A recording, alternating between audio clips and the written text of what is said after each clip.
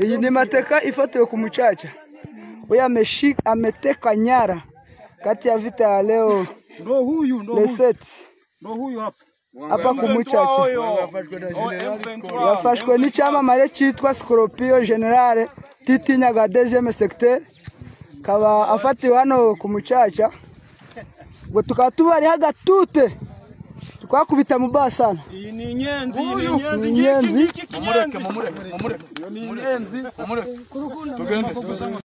Iyi ni mateka ifatiwe ku Muchacha. Huyu ameteka nyara kati ya vita ya leo.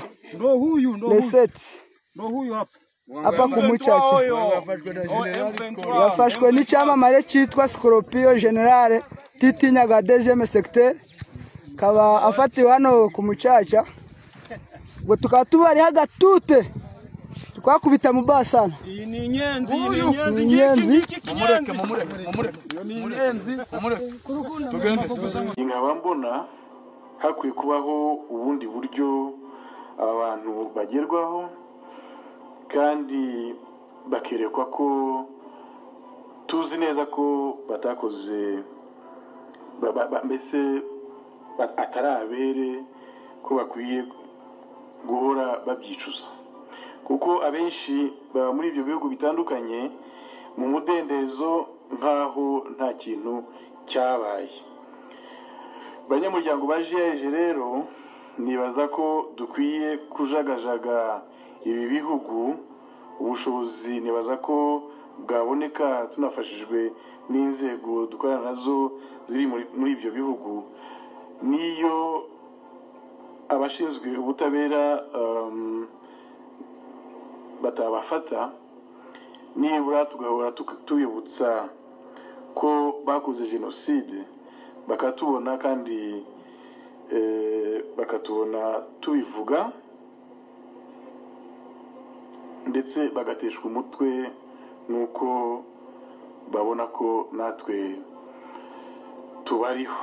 Ariko nibaza ko muri iki gihe bibaza ko byarangiye. Hari igitekerezo tumaze iminsi dutanga, wenda tukakivuga kidatomoye, ariko ni igitekerezo dukomora ku nshuti zacu z'Abayahudi. Usanga muri bo harimo abiyemeza gukora uyu murimo wo guhiga ababiciye mu gihe cya jenoside yakorerwaga Abayahudi.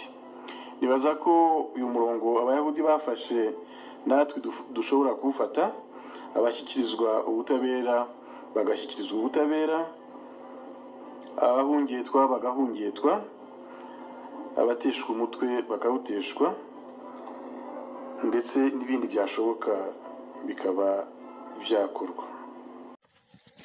Unakoshi nda kulia Noeli. Ndio Noeli yetu hii. Merci beaucoup. C'était bonne fête. Ukunjo.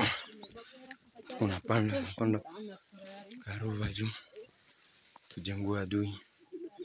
Aje kutuvamia mwinchi yetu.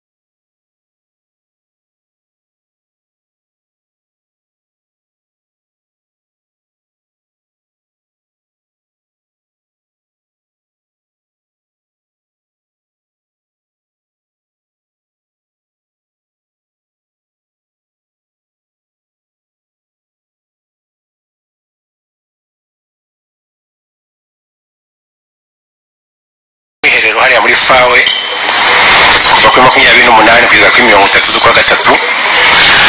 Hanyuma komisiyo nationale yo kurwanya ya unité de conciliation y'ubumwe n'ubwiyunge batugezaho raporo yabo, ariko hari umubare nafashemwo wangiye umutwe wanteye impungenge cyane. Bakoze ubushakashatsi mu gihugu hose babaza abantu benshi batavuga amazina yabo, udashobora kumenya uwagushubije kugira ngo nyine bashobore kwisanzura mu bisubizo byabo.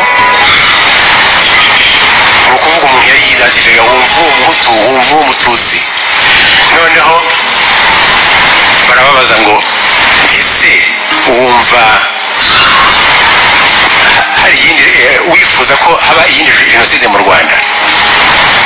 Wumva wifuza ko habaho iyindi jenoside mu Rwanda? Icyo cyari ikibazo, ariko gifite akamaro. Muzi imibare yavuyemo, 17% barifuza indi jenoside. 17%, ni ukuvuga umwe kuri batanu, hafi umwe kuri batanu. Abo ni ababyirura, ni ababyirura. Abo rero bashobora gukonsiyatiza abandi bose basigaye, igihugu kigashya. Iyo raporo muzayishaka muyisome, hariho n'ibibazo byabajijwe abakiri bato bavuze nyuma ya jenoside, ugasanga nabo yagenga bitekerezo barayifite. Kwibuka rero kwacu aya mateka tuvuga tubwira abakiri bato ni no gukonsiyatiza ngo abantu ntibasinzire umukondora josi nk'uko abarundi bavuga. Umwanzi ari ku irembo aduhanze amaso,